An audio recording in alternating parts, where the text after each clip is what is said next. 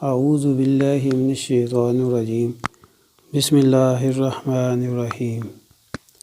قرآن و حدیث کی روشنی میں اسلامی تاریخ۔ اوس اور خزرج میں محبت اور یہود کی دشمنی۔ مدینہ طیبہ میں مختلف قبیلے آباد تھے۔ ان میں مشرکوں کے دو قبیلے اوس اور خزرج تھے۔ ان کے اکثر افراد اسلام میں داخل ہو گئے تھے۔ اسلام سے پہلے ان دونوں قبیلوں میں ہمیشہ لڑائی رہا کرتی تھی۔ آپ صلی اللہ علیہ وآلہ وسلم کی آمد کے موقع پر ایمان قبول کرنے کی وجہ سے دونوں قبیلوں کے درمیان محبت پیدا ہو گئی اور ایک دوسرے کے بھائی بن گئے۔ اسی طرح یہودیوں کے تین قبیلے بنو نفیر، بنو قریظہ اور بنو قینقاع آباد تھے۔ رسول اللہ صلی اللہ علیہ وآلہ وسلم جب ہجرت کر کے مدینہ پہنچے تو یہودیوں کے مذہبی حقوق کی حفاظت اور مسلمانوں کے دین کی دعوت اور اشاعت کے پیش نظر ان سے چند شرطوں پر معاہدہ کر لیا۔ یہودی اس کے باوجود اسلام اور مسلمانوں کی بڑھتی ہوئی طاقت کو دیکھ کر حسد کرنے لگے اور اندر ہی اندر اسلام کے خلاف سازش کرنے لگے۔ جب ان کی نفرت و عداوت اور بدعہدی حد سے بڑھ گئی تو ان کو اپنی شرارت اور سازشوں کی سزا بھگتنی پڑی۔ اللہ کی قدرت۔ زمین کا عجیب فرش۔ اللہ تعالیٰ فرماتا ہے، ہم نے زمین کو فرش بنایا اور ہم کیسے اچھے بچھانے والے ہیں۔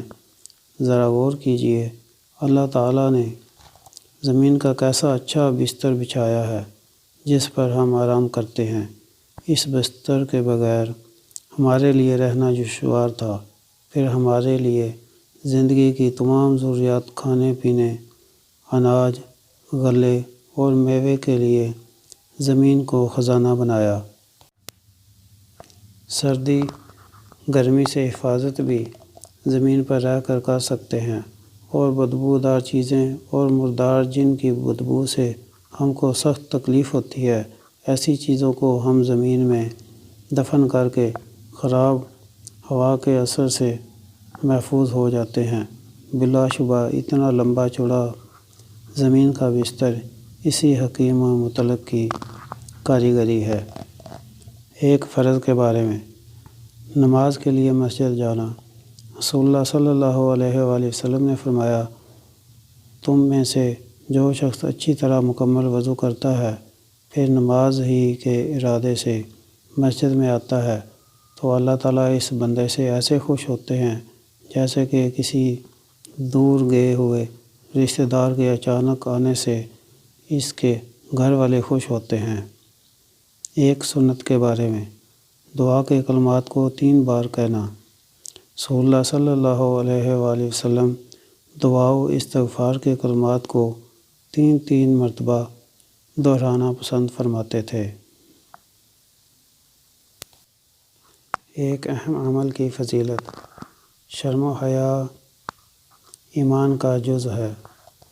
رسول اللہ صلی اللہ علیہ وآلہ وسلم نے فرمایا، ایمان کے ساتھ 60 سے اوپر یا 70 سے کچھ زائد شعبے ہیں۔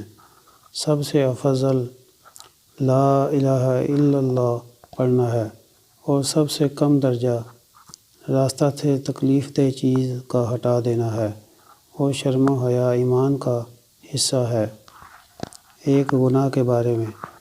گناہ سے نہ روکنے کا وبال۔ رسول اللہ صلی اللہ علیہ وآلہ وسلم نے فرمایا، جو آدمی ایسے لوگوں کے درمیان رہ کر گناہ کے کام کرتا ہو کہ وہ اس کو روکنے پر قادر ہو مگر پھر بھی نہ روکیں تو اللہ تعالیٰ مرنے سے پہلے ان کو بھی اس گناہ کے عذاب میں مبتلا کر دے گا۔ دنیا کے بارے میں۔ سب سے بڑا تقوی والا کون ہے؟ ایک شخص نے رسول اللہ صلی اللہ علیہ وآلہ وسلم کی خدمت میں آ کر عرض کیا، اے اللہ کے رسول، لوگوں میں سب سے بڑا زاہد کون ہے؟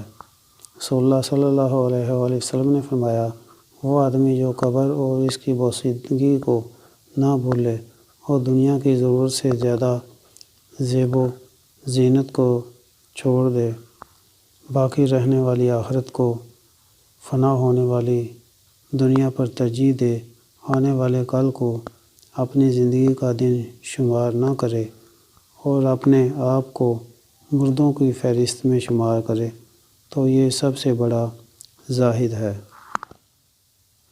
آخرت کے بارے میں اہل ایمان کا بدلہ۔ قرآن میں اللہ تعالیٰ فرماتا ہے،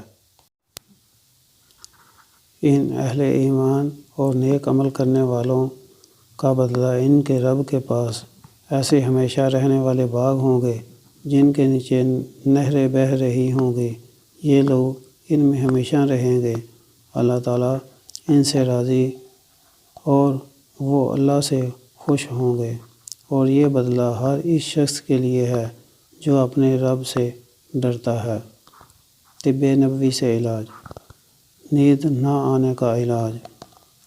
حضرت خالد بن ولید مخزومی رضی اللہ تعالیٰ عنہ نے حضور صلی اللہ علیہ وآلہ وسلم سے نیند نہ آنے کی شکایت کی تو آپ صلی اللہ علیہ وآلہ وسلم نے فرمایا، جب تم سونے کے لیے بستر پر آؤ تو یہ کہہ لیا کرو، اللہم رب السماوات السبع وما اضلت ورب الارضین وما اقلت ورب الشیاطین وما اضلت کل جار من شر خلقک کلہم جمیعا ان یفرض علی احد منہم ان یبغی علی عز جارک وجل ثناؤک ولا الہ غیرک ولا الہ الا انت۔ قرآن کی نصیحت۔ قرآن میں اللہ تعالیٰ فرماتا ہے، اور اللہ کا سہارا مضبوطی سے پکڑ لو، وہی تمہارا کام بنانے والا ہے، اور جس کے کام بنانے والا اللہ ہو تو اللہ تعالیٰ کیا ہی اچھا کام بنانے والا ہے اور کیا ہی اچھا مددگار ہے۔